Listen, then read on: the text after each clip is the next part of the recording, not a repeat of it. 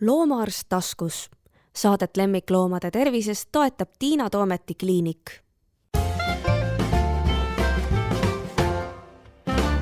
Tere, head uut podcasti aastat. Mina olen Tiina Toomet. Minuga koos on minu kolleeg loomaarst Anu Popu ja minu ka ikkagi kolleeg, käitumise doktor Laura Kiiroja. Laura, sina pead võib-olla natuke lahti seletama, et miks sa käitumise doktor oled? Tere ka minu poolt ja loomade käitumise doktori kraadiga olen mina siis, jah. Et sa oled loomade käitumist uurinud väga põhjalikult. Just. Nii, meie oleme õppinud loomaarstiks ja oleme hakanud käitumisasjadega tegelema hiljem.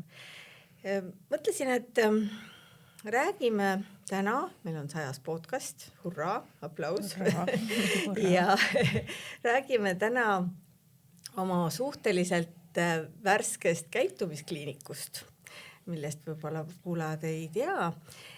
Aga alustame natuke kaugemalt ja ma küsin nüüd Anu käest, et kuidas käitumise teema sinuni jõudis? Õppisid loomaarstiks, nagu minagi ilmselt põhiliselt lehma ja siga, siis spetsialiseerusid koerte ja kasside peale ja siis kuidagi käitumine. Ja tere minu poolt ka, head uut podcasti aastat. Kes seda enam mäletab, vaata see oli nii ammu, aga umbes see võis olla niimoodi, et see huvi käitumise vastu minul oli kogu aeg olemas, sest mulle meeldis üldse loomadega tegeleda, mängida, kuidagi midagi neile õpetada. Ja võib-olla seal ülikooli ajal ju mul oli üks kinnisidee, oli saksa lambakoera siis endale, ma ei tea, ostmine või saamine. Ja sealt oli treenimisega palju tegemist Uranniklubi all. Ja mingisugusel ajaetapil tegelikult sattusid Eestisse Rootsi siis päästekoera, ütleme siis otsingukoera treenerid või? Niipidi vist ma võin öelda, et nad otsisid justkui riigi inimesi ja nad tahtsid siis vabatahtlikkuse alusel leida neid koeraomanikke, keda välja koolitada, aga sealt hakkas tekkima võib-olla see esimene kontrast nende koolitusmeetodite vahel, sellepärast, et meil oli ju kõik siis üsnagi jõupõhine ja see oli nagu täiesti teine maailm. Ja sealt edasi minu teekond on seotud ka olnud politseikoertega, kus see põrkumine tegelikult jälle oli, nii et kuskilt sealt ma tean, et ma olen seda vist ka rääkinud, et see käitumise meditsiiniraamat oli see, mille ma tellisin, sest ma ei saanud Eestist ära minna, mul ei olnud võimalust minna õppima ja Eestis seda õppida ei olnud võimalik ja siis istusin ja sõnaraamat oli kõrval, inglise keele oskus oli kasin on ja see on päris raske tekst ka, et kuidagi niimoodi sealt see pihta hakkas, võrreldes sellega on ikka tänapäeval väga lihtne. See Kersti Sekseli, eks ju see kursus, mis oli online kursus, see oli see, kui mingil hetkel sai siis finants kokku kraabitud, siis sai nagu sellest osa võetud ja seal oli jälle nagu teistpidi siuke silmi avav. Aga tänapäeval selles mõttes on väga lihtne, et sa saad veebipõhiselt väga palju väga head materjali sellele kogu aeg ligi. Ainukene oskus vist ongi see, et eraldada neid terasid sõkkeldest, sest infot on nii palju. Hoolimata sellest, et praegu saab veebipõhiselt ligi, oled sina ikka palju maailmas rännanud oma õpingute ajal. Et räägi nüüd natuke enda sattumist siis selliseks käitumisdoktoriks.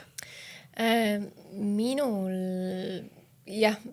oli hästi praktikapõhine. Selles mõttes muidugi ka, et ma ju bakalaureuse töö kirjutamise käigus intervjueerisin hästi. Sa oled ju semiootik bakahariduselt, eks? Ja magister on ka semiootikas, Et siis bakalaureuse töö kirjutamise käigus ma intervjueerisin välismaa spetsialiste, praktikuid ja nende selline, eriti siis see Norra ekspert Runar Ness, et tema teadmised olid ülimalt inspireerivad, et ma tundsin kohe ära, et ma tahaks kindlasti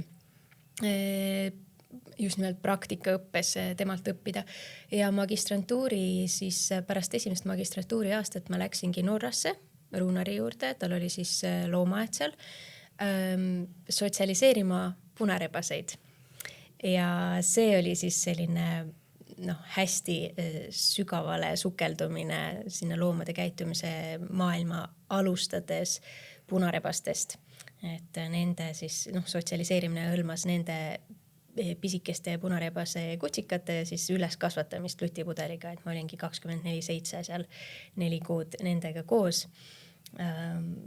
Ja õppisin spetsialistidelt, et sealt sai alguse.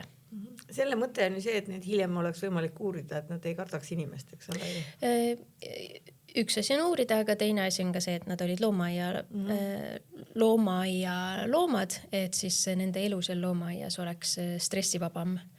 Et päris stressivabaks loomaaia elu kunagi ei saa, aga vähendada vähemalt nende inimhirmu nii palju kui võimalik, sest loomaia loomad on ju inimestest ümbritsetud kogu aeg, et külastajad, talitajad, töömehed ja nii edasi. Sinu edasine elukäik seal, kui sa tegelesid huntide sotsialiseerimisega, on nii põnev, et sellele ma üldse ei hakka praegu minema sellele libedale teele, sest see oleks nagu terve saade ja me oleme tegelikult sellest ka kunagi rääkinud, nii et kui keegi jaksab otsida üles ühe paari aasta taguse, see oli meil, ma tean, see oli 4. veebruari paiku tehtud podcast, kuna see rääkis meie rahvusloomas hundist, siis sealt saab täpsemalt teada, kuidas siis Laura hunte sotsialiseeris, aga siis läks su tee hoopis Kanadasse ja see on ka väga põnev, räägi sellest ka paari sõnaga.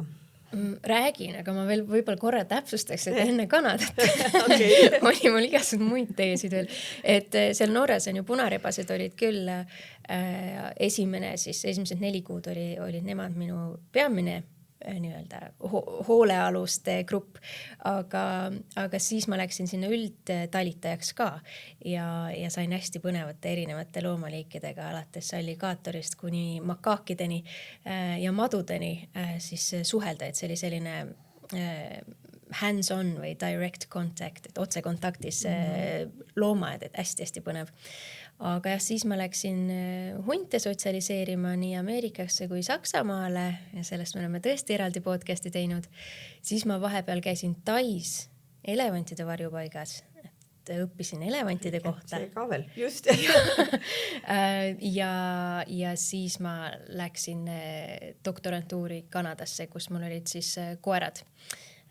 Koerad olidki minu doktorantuuri siis selline teema või õigemini teema oli täpselt lõhnatuvastus ja biomeditsiini koerad ehk siis täpsemalt need, kes posttraumaatilise stressihäirega inimeste abikoeraks saavad. Ja sellest me oleme ka rääkinud, nii et selle podcasti võite ka üles otsida.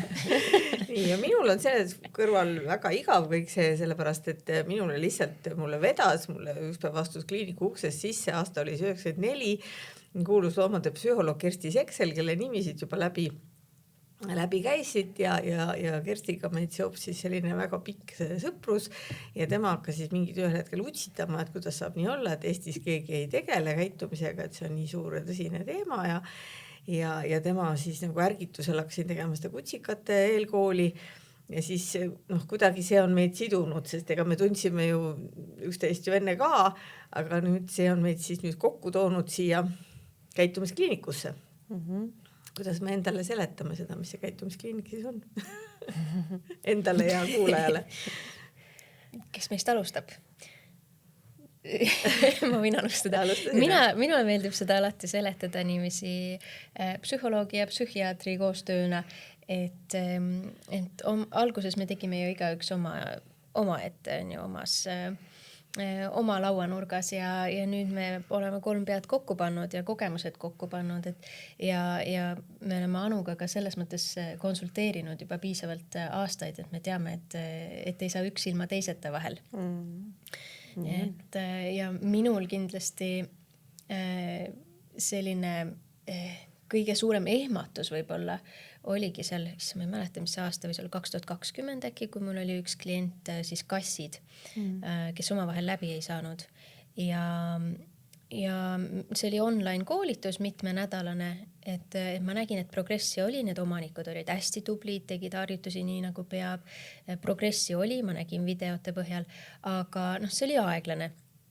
Ja ma nagu ei pidanud seda väga suureks mureks, aga siis oligi niiviisi, et suvel nad käisid kursusel ja siis läks aina paremini ja siis jõuluajal millalgi siis omanikud läksid pühadeks välismaale ja kutsusid sõbrad siis hoidma kasse.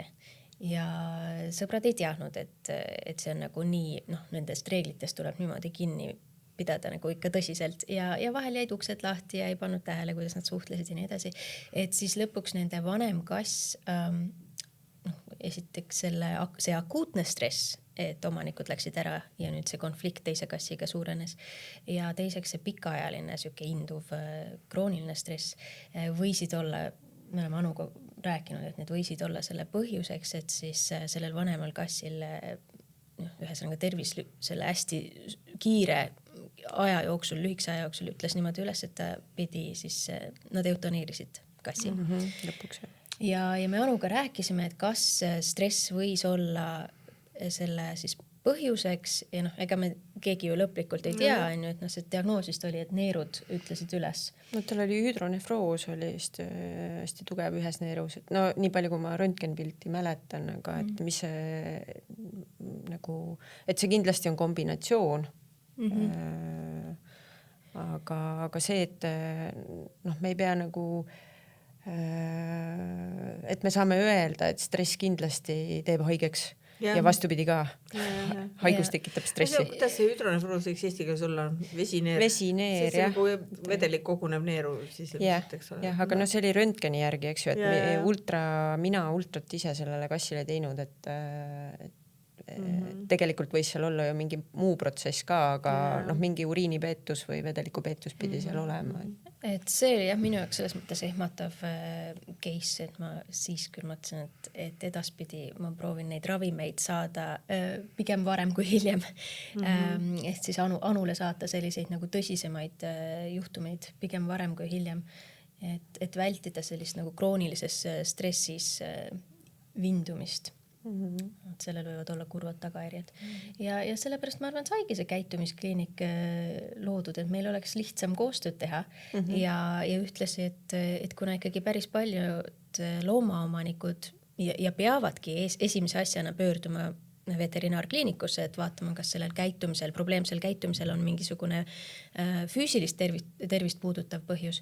Aga et kui füüsiliselt on kass või koer terve, et siis oleks ka kliinikutel kuskile saata neid patsiente, et mõelda siis psühholoogilisele põhjusele, et saata just inimeste juurde, kelle puhul on teada siis, milline on nende hariduslik taust ja meetodid, et nad kasutavad teaduspõhiseid meetodeid. Et ma arvan, et sellepärast saigi loodud see käitumiskliinik, aga täpsustage, kui teil on midagi lisada. On sul Anu täpsustada midagi? Ei ole ju. Ei, Laura ütles ilusti kõik asjad ära. Ei see ongi see, et see üksinda lauanurgas pusimine, et see ei ole nagu nii jätkusuutlik minu meelest ja isegi kui me ükski ei tea, siis mulle tundub, et on kuidagi lihtsam olla kolmekesi sel hetkel rumal ja üksinda olla rumal. Ma mäletan nagu veterinaaria algusajast, et kui ilmus röntgeni, siis vaatasime 8 kolleegiga röntgenpilti ja mõlemad raputasime pead, issand, mitte midagi ei saa aru. Aga kuidagi julgem oli 2 mitte aru saada kui üksinda. Et eks me siin püüame siis tõesti üksteist täiendada. Jah, vaata sellega on see, et võib-olla kohati inimesed arvavad, loomaarsti puhul ka arvatakse ju seda, et ta ju teab kõike, eks ju. Et ta peab igas valdkonnas super hästi suutma ujuda, aga mina ütleksin, et mul on nende ravimite ja nende raviplaanidega nii palju igasuguseid mõtteid, kahtlusi vahel, eks ju, kellel toimib, kellel ei toimi, et see on see valdkond, milles mina peaksin oskama ujuda, et kui ma peaksin sinna kõrvale, ma saan anda neid nõuandeid esmaseid, aga et kui on vaja teha kas detailset haldus või managemendi või treeningplaani või mõtestada seal veel lahti teatud käitumisi peensusteni, eks ju, et siis see on sellisel juhul on see juba väga-väga suur valdkond, mistõttu järjest rohkem ju ka, kui me lihtsalt ütleme käitumine, siis see killustumine on vane sõna, aga ongi lahtreid, erinevad, palju lahtreid ja erinevad osapooled teevad sellest nagu terviklu. Eks see ongi see, et võib-olla me püüame kokku tuua seda arusaamist, et on inimesi, kes arvavad, et nii koera kui kassi me nüüd praegu küll ei räägi teistest loomadest, ehkki ma saan aru, et Laura puhul võiks ka elevandiga tegeleda, kui vaja on. Aga et oi, sellest saab nagu käitumise muutumise või kasvatuse või headusega ja nii palju räägis, et sellest saab jagu.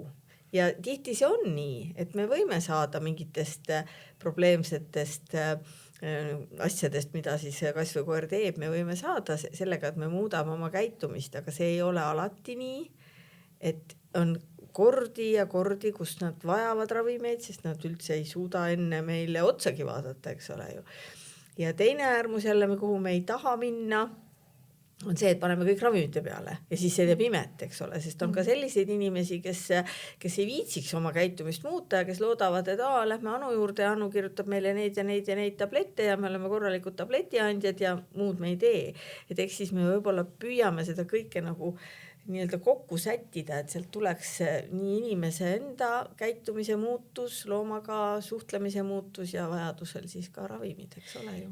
Ja mul oli just aasta lõpus siin viimane 2025. aasta klient, kellel on koer, kes on hästi selline, tal on üleüldine ärevusseisund hästi kõrge, et see ei olegi otseselt, tal on ka meeste suhtes on ju hirm, aga et tal on põhimõtteliselt kõige suhtes hirm.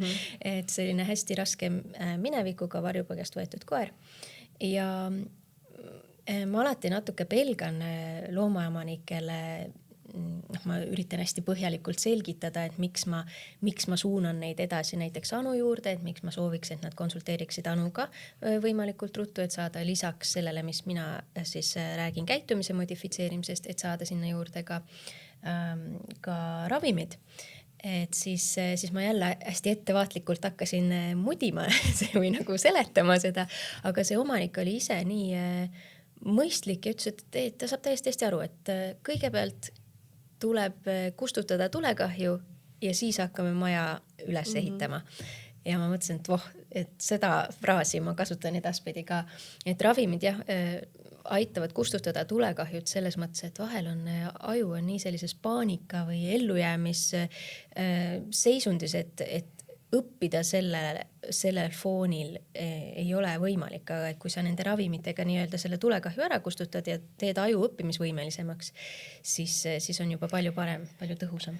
Ja ma võib-olla seletaks seda natukese nende oma sõnadega, et kui nende ravimite koha pealt varem arvati, eks ju, rohkem seda, et meil on mingisuguse siis neurokemikaali või virgatsaine puudus, tasakaal on paigast ära, olgu see serotoniin või dopamiin või noradrenaliin või et siis tänapäeval natukese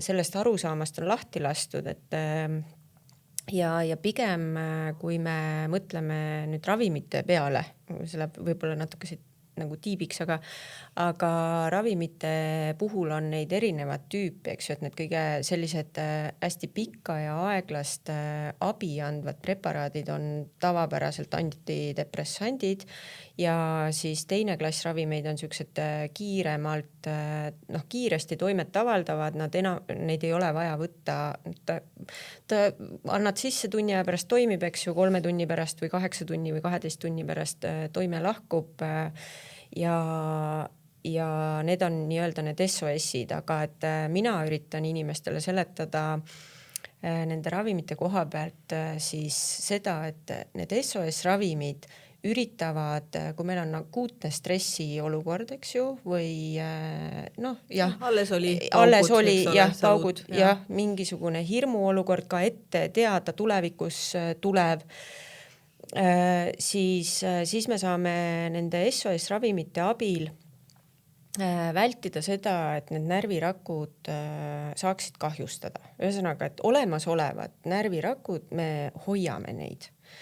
nüüd tihtipeale, mis juhtub, mitte see, et jah, et on tasakaalutus nendes erinevates neurokemikaalides või virgatsainetes, et seal on palju rohkemat, et milline on nende arvukus, milline on nende võrgustik teiste järgmiste närvirakkudega ja nii edasi, et mida teeb siis antidepressant, tema tihtipeale ühest küljest seda tasakaalutust vähendab, ta tegelikult parandab seda võrgustiku dünaamilisust muudab, aga üks hästi vahvalt esitatud selgitus oli veel see, et ta toodab või ta aitab anda ajule närvikasvufaktorit.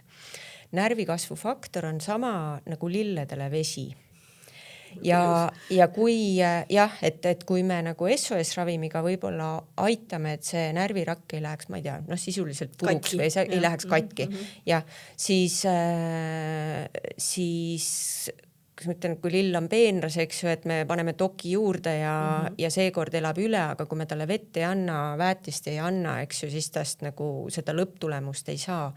Ja mis juhtub kroonilise või pika sellise stressi puhul, ongi see, et tegelikult need närvirakud hakkavad paratamatult surema, sedasama närvikasvu faktorit ei ole, kogu see dünaamika läheb paigast ära, see suhtlus ja nii edasi, et seetõttu et see ravimi kasutamine ühest küljest on nagu tulekahju kasvatamine, nagu kustutamine, aga teisest küljest võib-olla on ka selleks, et üleüldsegi maja üles ehitada, on sul vaja seda vundament, plokke, ma ei tea, segu ja nii edasi.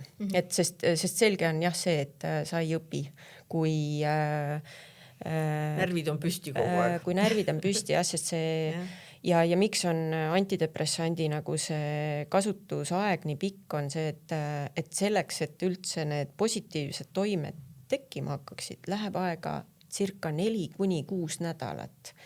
Ja see omanikud alati mõtlevad, et nüüd peaks olema toime olemas, aga tegelikult ei ole nii, et toime on olemas, ta alles hakkab tekkima ja siis ta aja jooksul suureneb, et see on pikk protsess. Kes need on siis? Kes on olnud meie viimased patsiendid? Minul oli hiljuti üks koer, kellega ma pidin tegelema, kes on olnud ärev, aga nüüd veel tuleb peresse laps. Ja ta tuleb varsti ka sinu juurde, see koer. Ma olen temaga esmase töö ära teinud.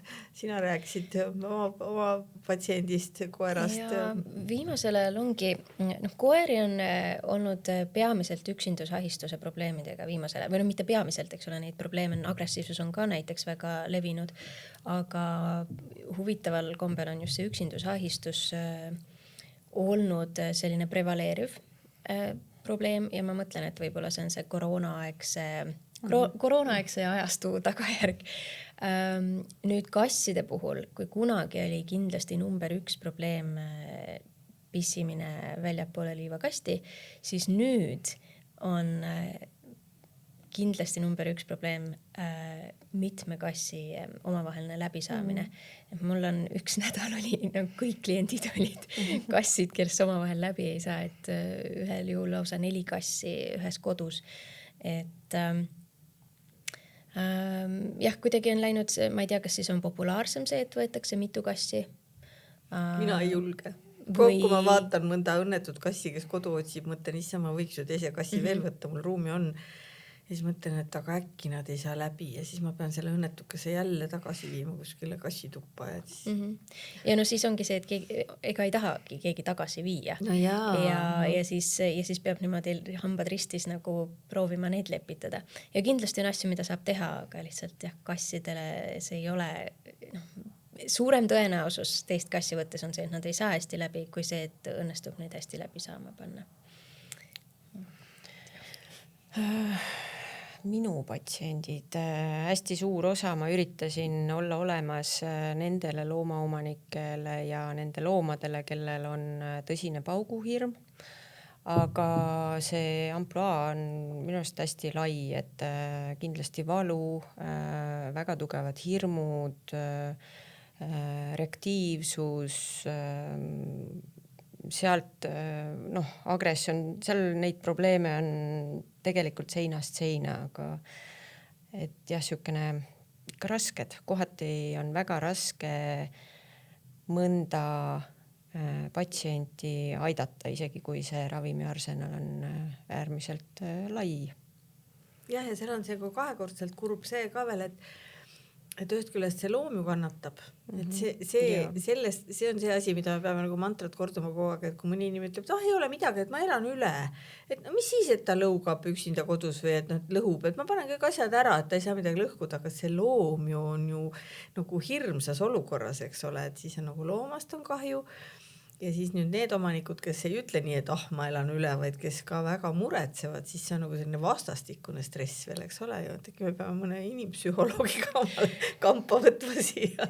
Aga see ongi minu meelest hästi raske, ma mäletan, ma kunagi hoidsin pikemat aega, ma ei tea, kas seda saab pikemaks ajaks lugeda, 2 nädalat vist, hoidsin ühte hästi reaktiivset koera, kes oli veel eriti reaktiivne minuga linnakorteris olles ja siis ma magasingi niimoodi, et koer magas mul on ju kaisus ja mul olid maiused padja all, sest ta hakkas tõesti pööraselt lõugama, nii kui ta kuulis, et kortermajast keegi alt tuleb sisse öösel või mida iganes, on ju vahel tänaval autod või et see oli väga närvesööv mulle ja rääkimata sellest, et koeral on ju närvid kogu aeg püsti. Et ja ma mäletan, et ma ikka nutsin vahepeal, sest nii raske oli. Et ma täiesti mõistan neid omanikke, kes ei pea vastu või vähemalt ma mõistan seda, et ka omanikel on abi vaja sellises olukorras. Et kindlasti mõlemal on abi vaja. Jah, kas või seesama, kui sa neid kas siis üksinduse või äramineku ärevuse või on see, seal võib olla ju muid asju ka taustal veel, eks ju, et miks nad üksi ei suuda kodus hakkama saada, et selle elu paneb ju pea peale sellele omanikule kogu, et jah, sellest saab üsna kiiresti sellest looma, ma ei tea, siis võtmisest ja kellelegi kodu pakkumisest või ka sellest niisugusest kas entusiasmist või elese ülehindamisest saab nagu tõsine reaalsus väga kiiresti. Aga kas me oskaks anda mingeid soovitusi inimestele, et kui sa lähed omale võtma koera või kassi või on ta siis poeg või täiskasvanu, et kuidas me näeksime juba, mida me ütleme neile, et katsuge vältida, et te sellise looma saate? On meil mingisugused head vihjed? Koerte puhul on kindlasti oluline see, et ei valitaks koeri välimuse või suuruse järgi. Et need, ma ei tea, haskid malamuudid on nii nunnud ja näevad nii ilusad välja või vastupidi, et Jack Russellid on ju nii toredat kasvu, et sa pead ikkagi teadma selle tõu kohta just käitumise ja vajaduste osas. Et korterisse sul ei tasu sinna malamuuti võtta, sest tal on kogu aeg palav ja et ja Jack Russellid on küll väikesed, aga väga kõrge energiatasemega, tahavad kogu aeg sükest ajutööd ja treeningut on ju. Et piiglid on samamoodi, et keda võetakse sageli välimuse järgi ja kes tegelikult on üsna lambukoerad ja keerukad, keerulised võivad olla. Jahikoerad erinevad. Aga seal on ka niimoodi, et see natuke sõltub ka mitte enam tõust, vaid natuke ka liinist. Et sa võid saada omale väga nunnu taksi, kes ongi nõus sinuga diivani peal lebama, eks ole, ja võtad siis jahiliini taksis ja kaevab diivani sisse augu. Retriiverid samamoodi. Tööliini omad on hoopis teised omad. Aga mina ütleks, et okei, et üks asi on see, et mitte välimus ja mitte kasv ainult, aga teine asi on kindlasti tasuks süveneda nendesse vanematesse. Milline on see nende eluolu olnud?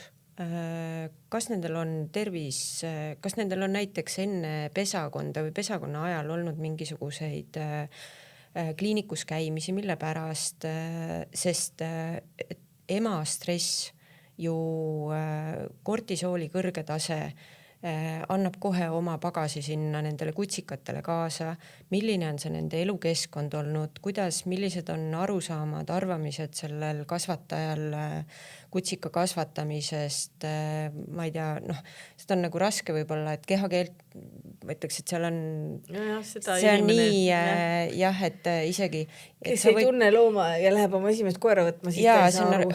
Aga ma mõtlen lihtsalt, et ka kasvataja, võib-olla see üldfilosoofiline pool siis, et kuidas mida ta teeb nende kutsikatega, kuidas ta neid ette valmistab, eks ju, aga see ei anna nagu 100% garantiid kindlasti, aga see, et kui sa seda tead, siis sa võib-olla teed mingi teadlikuma otsuse, eks ju, et need ja seda me ju ka teame, et kutsikatele ja kassipoegadele täpselt samamoodi teatud tüüpi stressi tekitamine, valmistab neid ette, eks ju, et see või teatud manipulatsioonide läbiviimine või teatud rutiinide loomine.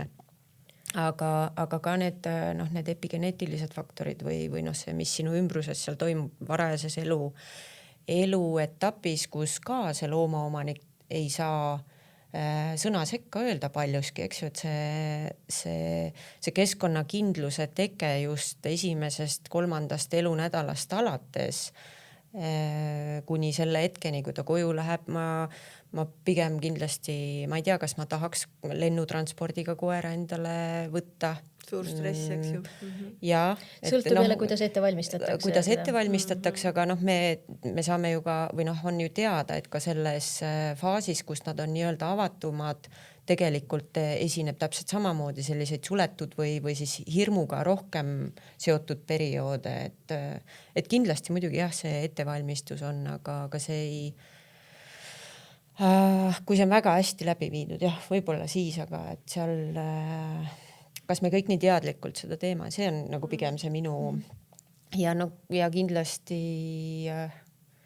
mis siis veel ja võib-olla see, et kui sa märkad seal väiksel loomal sellist natuke eripärast käitumist võrreldes pesakonnakaaslastega, et siis peaks minu arust olema nagu tähelepanelik ära kaardistama ja vaatama, et kuidas ta järgmistes olukordadega kokkupuudetes sellesse samasse asja suhtub, et kas see areneb õiges suunas või areneb vales suunas, et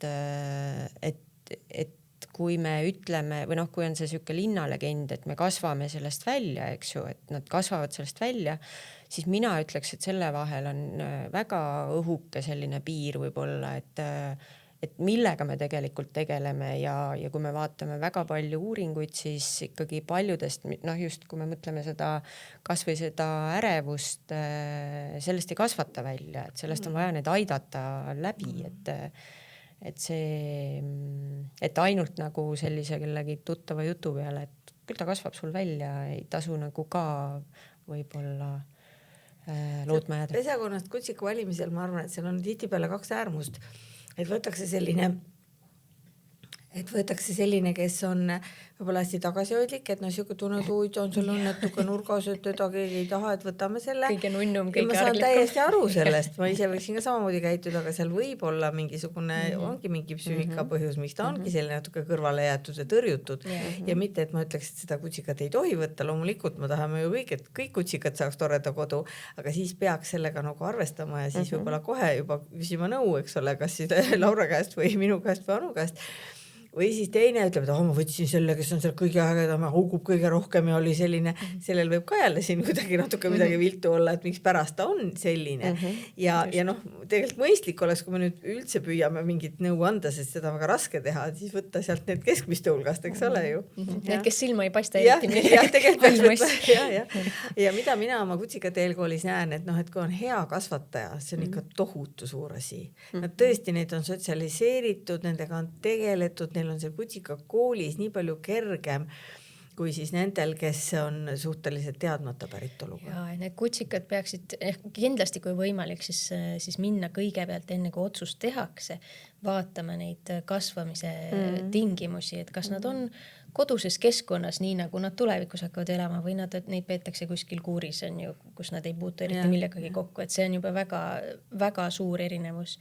Ja kasside puhul millega siis ma oma klientide seas olen rohkem kokku puutunud, on see probleem just, et võetakse hästi varakult, millegipärast 6-nädalaselt umbes võetakse kassipoegi vahel, et see on kindlasti liiga vara. Sõltub muidugi, et kui need kodused tingimused on väga kehvad või sa saadki võib-olla varjupaigast on või leiad tänavalt. Jah, leiad tänavalt, et siis on teine asi, et kui on väga kehvad need kodused tingimused, siis muidugi pigem varem ära võtta, aga et üldiselt jah, ikkagi 8 nädalat on küll miinimum, pigem kasside puhul isegi räägitakse 12 nädalat on see aeg, millal võiks see ära võtta pesakonnakaaslaste juurest ja ema juurest.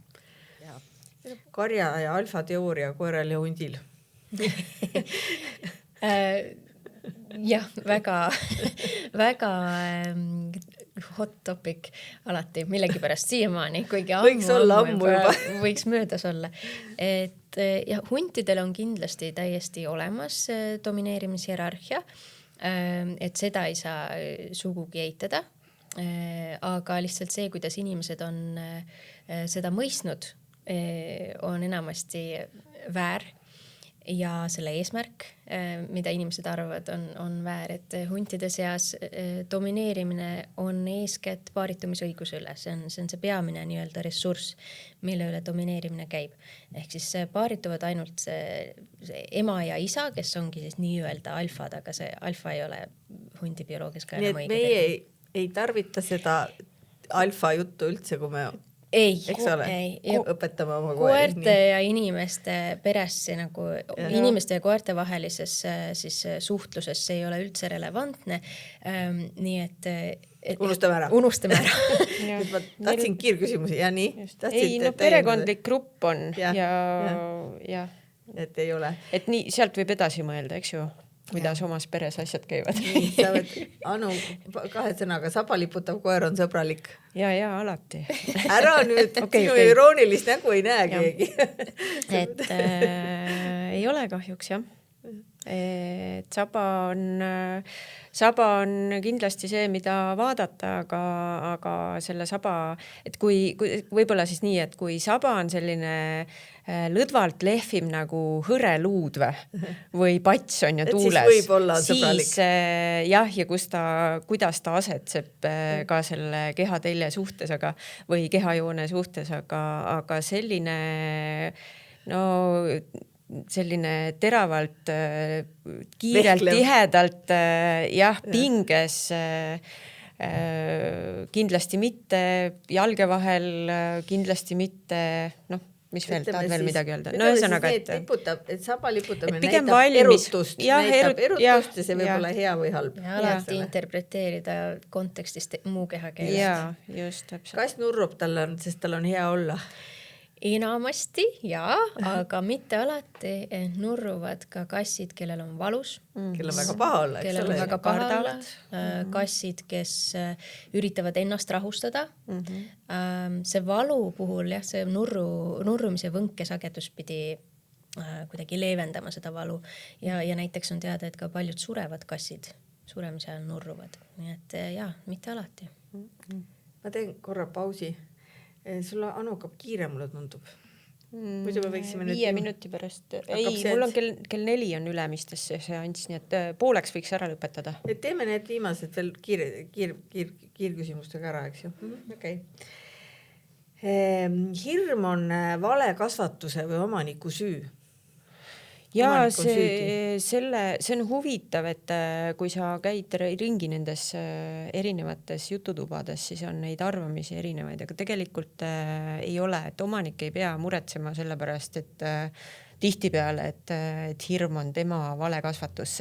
Loomulikult, kui ta kasutab looma mitte aktsepteerivad võib-olla siis hirmu tekitavaid meetodeid, just täpselt, et siis tihtipeale aetakse segi see, et loom justkui kuuletub ju nii hästi mingisugusele meetodile, aga tegelikult on ta täielikult juba vältimises, et pigem see, kui me kardame, siis sellel on, see on mingi emotsioon, eks ju, ja tuleb esitada küsimus, et kust see emotsioon tuleb, kas sellel on juba geneetiline eelsoodumus, kas on mingisugune traumaatiline kogemus, kas ongi keskkond äärmiselt ebaturvaline, ebaselge, et ei ole mustvalge ja omanik ühtne. võib muidugi selle asja hullemaks teha, mis tüüpiline näide on see, mis oli nagu vanaaegne arusaamine. Koer uriseb, siis teda tuleb karistada, seepärast, et ta on kuri. Ja siis, kui me mõtleme, et mis see urisemine tegelikult on, see on koera väljendumine, et mul ei ole mugav. Ma tunnen ennast halvasti. Ja kui me nüüd teda, eks ole, karistame selle eest, siis me ju nagu tegimegi seda, mida ta kartis, eks ole. Ehk siis, et ma kartsin, ma püüdsin öelda, ära tule lähemale, aga tegelikult tulid lähemale ja andsid mulle veel tou ka. Nii et see on nüüd see, kus võib seda viga teha. Ei tohi teha, ärge tehke, aga kus võib see juhtuda. Kus võib öelda, et omaniku süü. Et teine näide, mis on kahjuks väga levinud ja just tulles tagasi selle alfateooria juurde, et ikka tuleb mul neid kliente, kes ütlevad, et nende koer on agressiivne ja nad on proovinud jutumärkides kõike, et näiteks hiljuti kirjutati, et neile siis treener soovitas suruda koer maha, kui uriseb või kui ta see on sama asi, diivanile tuleb või mis iganes ja surus ja koer hammustas teda. Et niimoodi tegelikult see meetod tekitab agressiivsust, tekitab hirmu. Et kindlasti saab öelda küll, et vahel ja kahjuks tegelikult sageli on omaniku meetodid süüdi, aga mitte alati. Aga see algus on kusagil mujal, eks ole, tavaliselt on ju. Ma tooks lihtsalt, ma ei tea, kui hästi see nüüd haagib sellega, aga ma toon ühe sellise näite, et esiteks oli üks postitus ühe loomakliiniku postituse all seoses aastavahetuse paukudega, kus seal siis keegi teadlik oli, näitas nüüd praegu neid jutumärkides rääkis sellest, et looma hirm tuleneb omaniku energiast ja ühesõnaga ja nii edasi ja nii edasi, eks ju, et siis et tuleb ise olla rahulik ja et ei tule sellest välja teha, siis oli seal kõrval mul kabinetis üks loomaomanik, kellele ma määrasin siis aastavahetuseks siis paukude hirmu leevendamiseks ravimeid ja siis ta küsis ettevaatlikult, et kas ma tohin oma koeraga mängida, sellepärast, et ma saan aru, et see on ainukene asi, mis teda tegelikult tema tähelepanu nagu mujale viib, aga ma ei tea, mida see tema käitumisega teeb.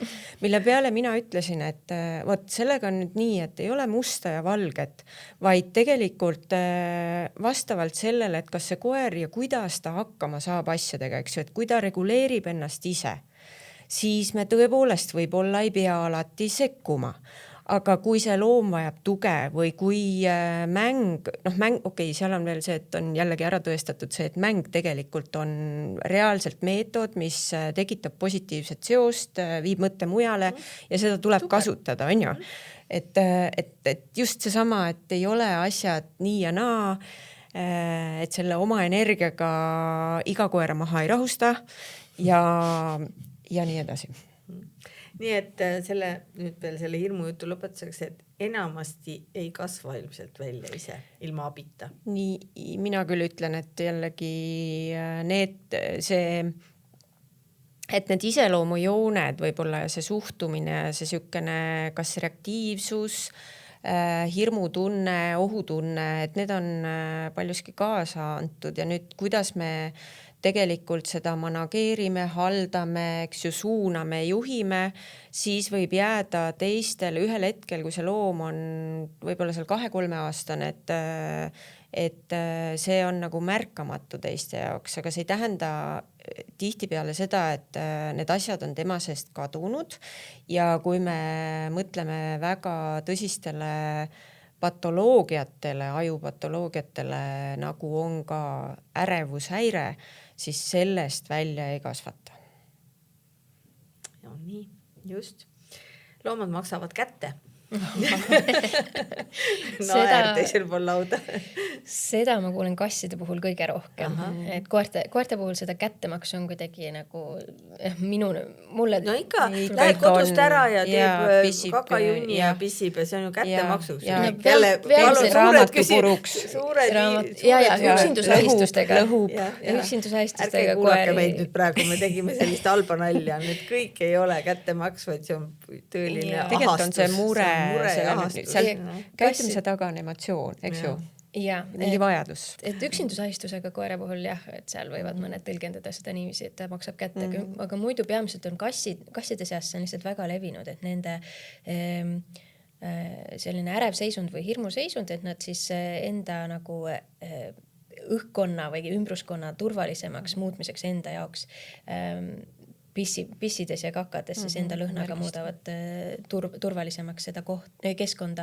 Et seetõttu on kasside puhul siis hästi levinud omanike seas see tõlgendus, et näed, et ma olin kauem ära õhtul, tulin koju, kass oli mulle, ma ei tea, saapa sisse näiteks pissinud kättemaksuks või padja peale, et ei, et ta pissib jah sinu lõhnaga asjadele, sest sinuga seotud on see tema ärevus.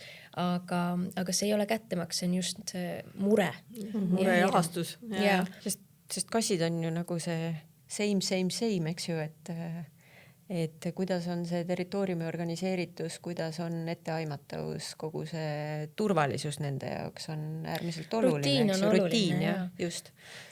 Enamike kasside puhul, et kindlasti on ka seiklejakassi, aga kassidest seiklejakassid on ka hoopis teistsugused kui koerte puhul, et mõni käibki niimoodi, et seiklemas matkadel või kuskil kord 2 nädala jooksul, et siis on näha, et sellest piisab, et rohkem nagu ei taha, et kui on rohkem, siis on äreval, on ju. Aga muidugi teised jällegi minu kass käib kodu ees jalutamas iga päev. Aga sõltub sellest seiklusest, aga üldiselt jah, et rutiin, see koduaia jalutuskäik peab olema ka siis rutiin, on ju. Et rutiiniloomad on nad kassid üldiselt küll.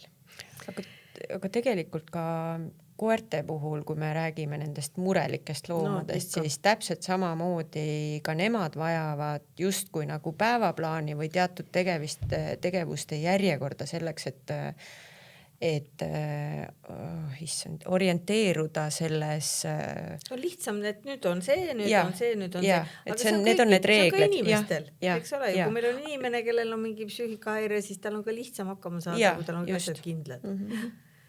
Kuulge, kindel on see, et me oleme nüüd juba pikalt rääkinud, et ma arvan, et me nüüd hetkeks lõpetame, aga meil on teemasid õhus, millest veel edaspidi rääkida veel 100 ei tea mitmendas saates, loodame, et neid tuleb veel.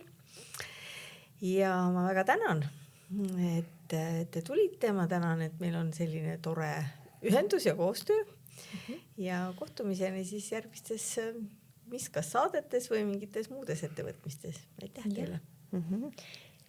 Aitäh.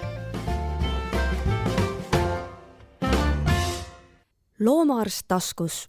Saadet lemmikloomade tervisest toetab Tiina Toometi kliinik.